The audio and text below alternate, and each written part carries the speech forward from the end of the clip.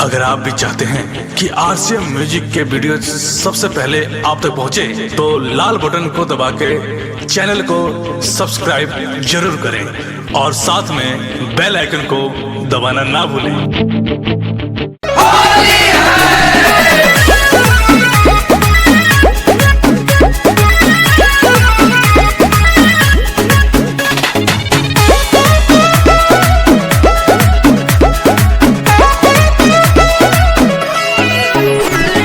नौकी भौजी खड़ा बाड़ी मुखिया के चुनाव में, मुखिया के चुनाव में हो, मुखिया के चुनाव में। अब की होली बहुते नीमन लागतावे गाँव में, लागतावे गाँव में, जी लागतावे गाँव में। देवरन के सपोर्ट से अब की बहुते वोटवा खींचेगी,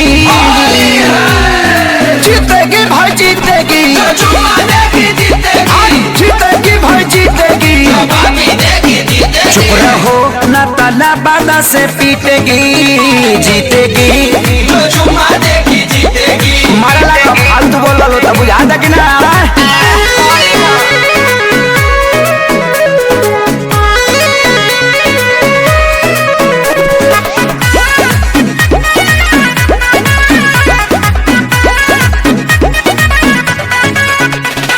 सभा के खियावा तारी मुर्गा और लिट्टी, लिट्टी मुर्गा लिट्टी, मुर्गा लिट्टी लिट्टी। बढ़िया तरीका से करेली राजनीति, नीति नीति नीति करेली राजनीति।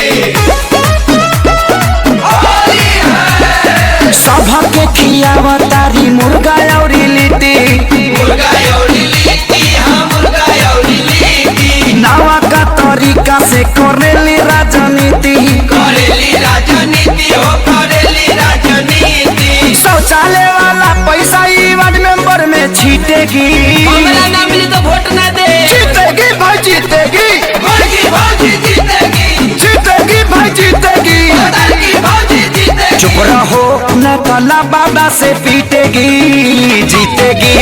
जो चुमा देगी जीतेगी। ढेर फालतू मत बोला सा, मारा लगवा होली है।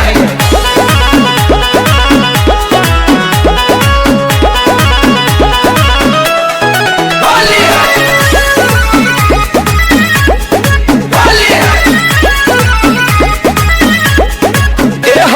जेने देखो नहीं नहीं के सारा वोट बा, वोट बा, वोट बा, वोट बा। प्यारे लाला जात से हम देहाती के सपोर्ट बा, सपोर्ट बा, हमारो सपोर्ट बा। होली है। जेने जेने देखा वो नहीं नहीं के वोट बा, वोट बा हो, वोट बा, ई नहीं के वोट बा। प्यारे लाला जात से हम देहाती के सपोर्ट बा, सपोर्ट बा, सपोर्ट बा हो, सबके सपोर्ट बा। कहे लिखे सारी इतिहास अब की लिखेगी, लिखेगी। जीतेगी भाई जीतेगी, चुमा देगी जीतेगी, जीतेगी भाई जीतेगी। बाकी देगी जीतेगी। चुप रहो ना ताला बादा से पीटेगी, जीतेगी। जो चुमा देगी जीतेगी। चुप ना रह सरे, सम्मान से नाम ले।